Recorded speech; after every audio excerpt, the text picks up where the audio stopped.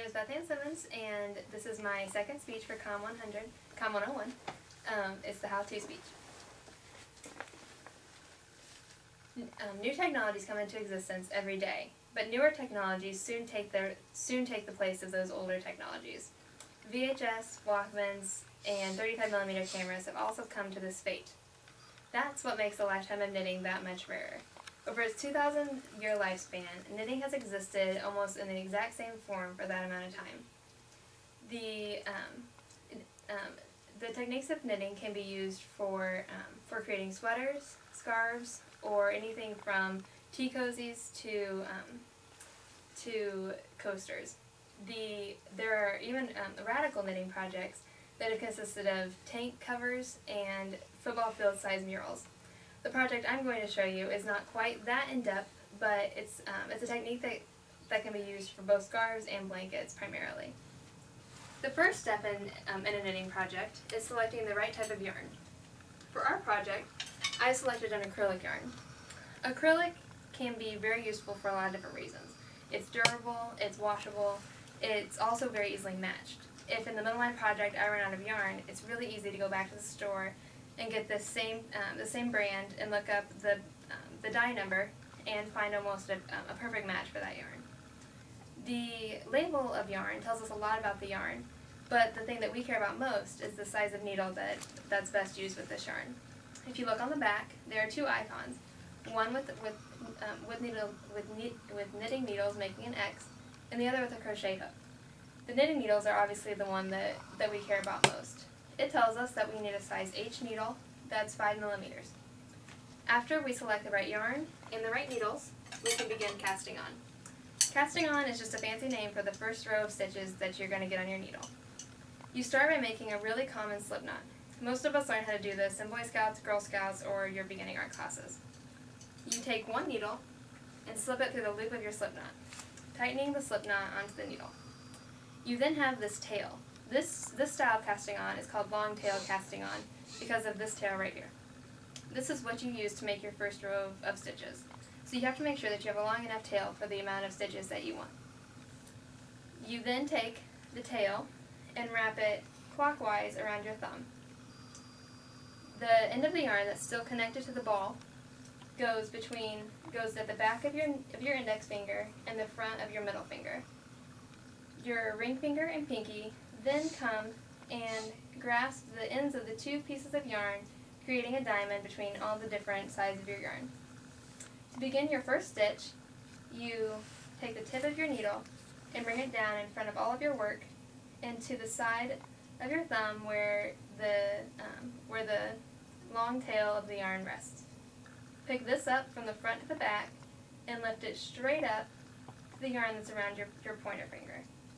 Slip that yarn onto the end of your needle and bring it down very easily, just straight down, and it'll go inside the loop that you created between your thumb and your ring finger. Slide that forward and let it come off your thumb, pulling it tight. This yarn right here will naturally come up, and your thumb goes right back in there to tighten it up, and you're back where you started.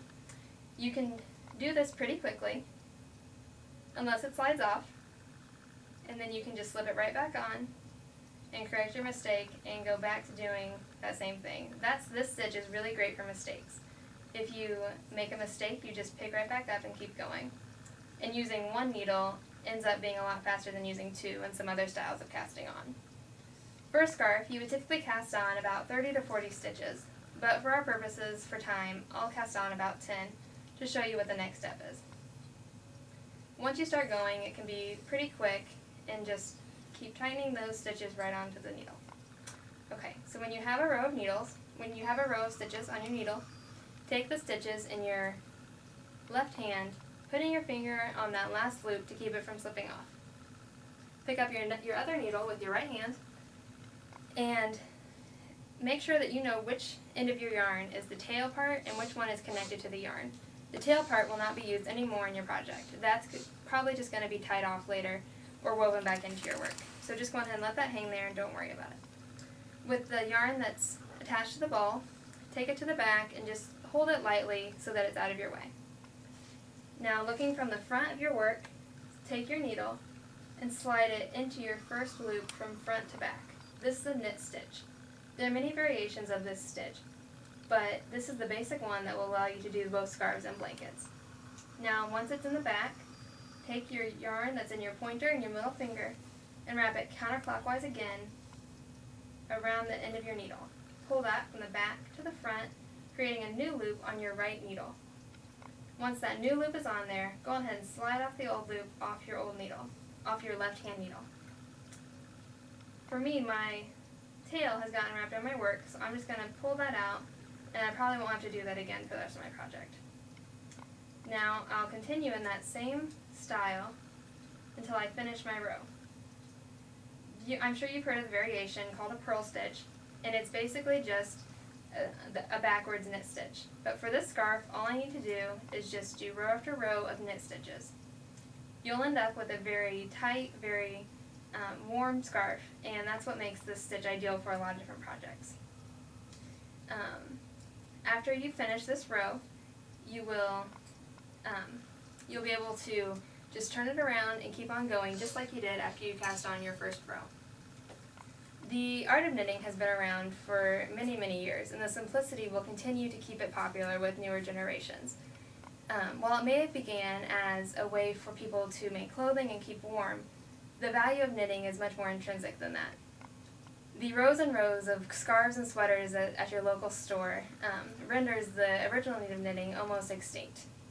The satisfaction of cuddling up under a blanket that you made reading a book, or seeing your boyfriend keep warm with a scarf that you made him is something that you can't buy off the shelves at Macy's.